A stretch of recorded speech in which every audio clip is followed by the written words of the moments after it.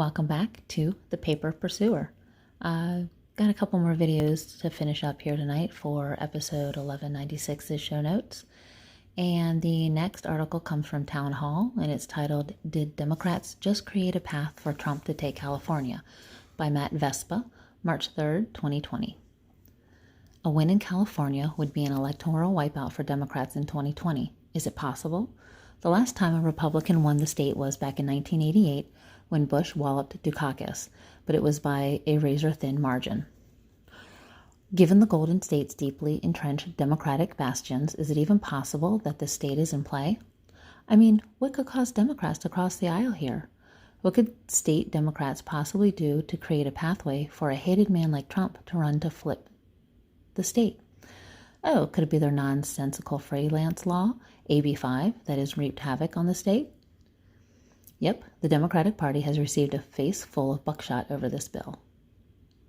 During the Conservative Political Action Conference, red states Jennifer Van Laar and Kira Davis were watching a vote over the bill, and both have railed against it extensively. Just Google AB 5 and you can see the various stories about how up to 1 million jobs or more are put at risk by this trashy piece of legislation. Megan McArdle had a good summary of it in her Washington Post piece back in December. In September, the left-leaning media website Vox.com ran a triumphant headline about a bill that had just passed the California legislature. Gig workers win in California is a victory for workers everywhere. Assembly Bill 5, or AB 5, would go into effect on January 1, essentially making the gig economy illegal in the state. AB 5 forbids businesses to use contractors unless the companies can pass a stringent requirement known as the ABC test. It is designed to ensure that all workers are classified as employees unless they perform their work independent of supervision, have an established business doing the same sort of work for multiple customers, and are doing work that isn't part of the company's core business. Meeting one or two of these requirements isn't enough. You must meet all three. At the time of AB 5's passage, I noted that its aim was a mite quixotic, given that its primary targets, such as Uber and Lyft, were still unprofitable.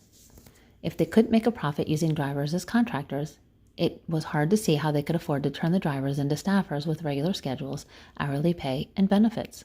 AB 5 seemed more likely to drive these firms out of the state, taking their part-time jobs and their useful services with them, and not just gig economy companies. In passing, I also noted that AB 5 seemed to ban most freelance journalism. It turned out to be a bit more complicated than that. The legislature had actually created a special exemption for journalists, allowing them to write 35 articles annually before they'd be considered employees. That still seemed unworkable to this journalist and should have to anyone who's ever been near a newsroom. The law would, for example, make it illegal to use a UCLA professor as a weekly columnist without taking on the prof as an employee. Jeez. And then the layoffs began. There's also the arts community that has been torpedoed by this bill as well. The Lake Tahoe Music Festival, which was a 40-year annual event, recently announced that AB 5 is the cause for its shuttering this year. New CA employment law AB 5 requirements add to the challenge of meeting our financial goals and create the final stressor on our small nonprofit organization. For several years, we have experienced the same slowly eroding philanthropic sorry about that, guys, support of cultural life faced by other small arts organizations in our state. We now join many who also faced increased uncertainty regarding employment costs and infrastructure needs associated with AB 5, so we will bring our festival to a close with pride in our long-time contribution to community life in North Tahoe and Truckee. The Island City Opera in Alameda had to put a hold on their March concert over concerns about AB 5 via SFCW. Right at the beginning of the new year, Island City Opera made an announcement which has immediate reverberations in musical circles, likely to be the first of numerous similar statements. It is with a heavy heart that, due to circumstances beyond our control, we must postpone our current plans for the March 2020 production of Dame Ethel Smith's The Wreckers. The reason? As of January 1st, 2020, the state of California put into effect new regulations. Island City Opera, ICO, with the guidance of legal counsel, has determined that these new rules apply to ICO and present significant new administrative and financial requirements. This is what happens when you get single-party rule from Democrats. They just don't know how to run things, and a California liberal is a special breed of incompetence. Liberals feel more government power increases the social good. That narrative just took a .45 caliber round to the face, though it's not like there haven't been warnings about how the left governs for decades. Davis wrote over at Red State that this bill and the nasty responses from its defenders in Sacramento could be what puts California in play in 2020. Yeah, something needs to.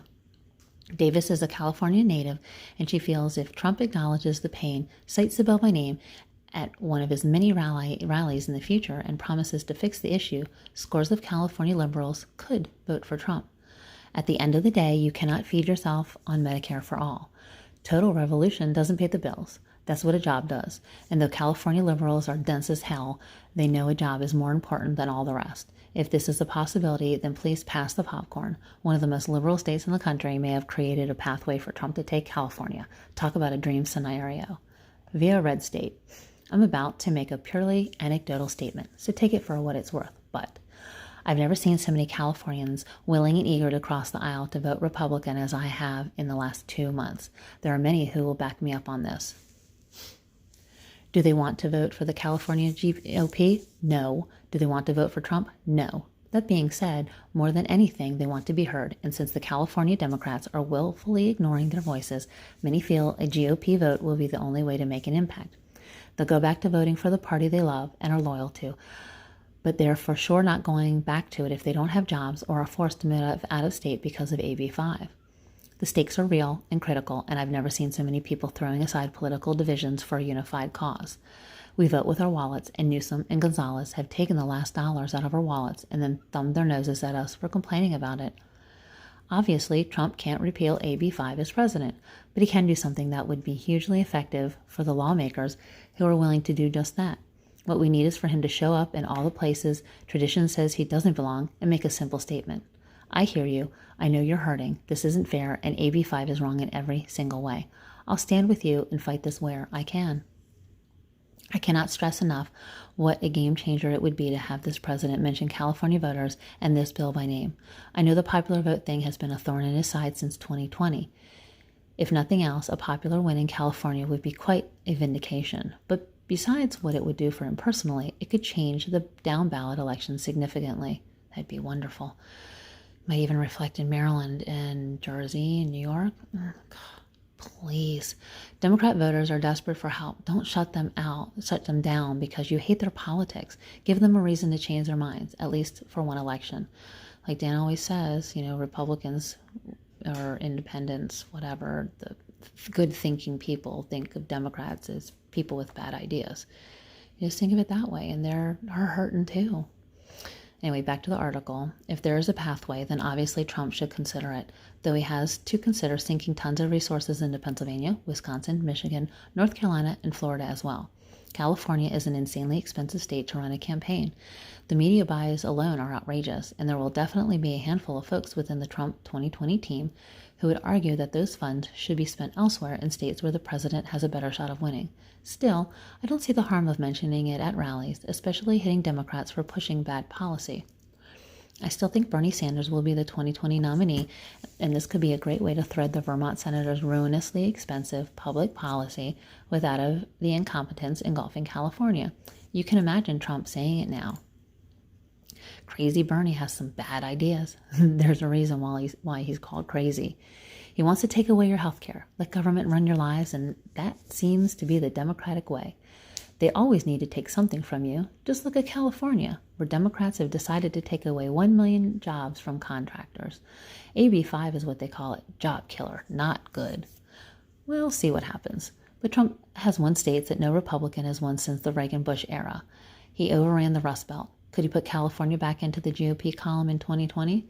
At the very least, maybe AB 5 could force Democrats to spend a lot more money in the state that they never should have had to worry about. That's a win in itself, maybe. My God, if Trump could take back California, could you imagine the media meltdown? Sadly, it's not as delicious, given Chris Matthews decided to bolt from MSNBC last night. While many on the right are boasting about 1972 numbers if Bernie is the nominee, I don't see that just yet. Bernie could very well win with a coalition of young people, Latinos, and union workers. That's the Obama coalition. Now, if Trump can win California, then it will be like a repeat of when Nixon skewed McGovern. But a Trump re-election win, with or without California, would be just as sweet. There's no way Bernie's going to be elected, and there's no way Biden's going to win. But we got to make sure Trump stays on his toes. He's got to keep working hard. I do believe he wants to be seen as the best president and done the most for the country. We'll see how it goes. This is getting more exciting as the days go by. All right, guys, I'll have one more video after this. Bye.